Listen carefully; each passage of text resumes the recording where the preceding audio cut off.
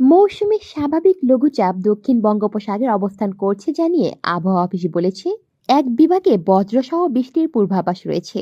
এছাড়া দেশের অন্যান্য জায়গায় অস্থায়ীভাবে আংশিক মেঘলা আকাশ সহ আবহাওয়া প্রধানত শুষ্ক থাকতে পারে। সেই সঙ্গে সারা দেশে রাতের তাপমাত্রা বাড়তে পারে। আবহাওয়া অফিস জানিয়েছে, শনিবার সন্ধ্যা 6টা পর্যন্ত রংপুর বিভাগের দুই এক জায়গায় বৃষ্টি অথবা বজ্রসহ বৃষ্টির পূর্বাভাস রয়েছে। এ সময় দেশের অন্যান্য জায়গায় অস্থায়ীভাবে আংশিক মেঘলা আকাশ সহ আবহাওয়া প্রধানত শুষ্ক থাকতে পারে।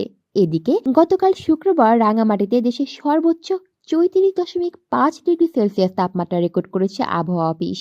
সংস্থাটি জানিয়েছে, আজ শনিবার সারা দেশে দিনের তাপমাত্রা প্রায় অপরিবর্তিত থাকতে পারে, তবে রাতের তাপমাত্রা 1 থেকে 2 ডিগ্রি সেলসিয়াস বাড়তে পারে। এছাড়া আগামীকাল রোববারও দিনের তাপমাত্রা 1 থেকে 2 ডিগ্রি সেলসিয়াস এবং রাতের তাপমাত্রা সামান্য বাড়তে পারে।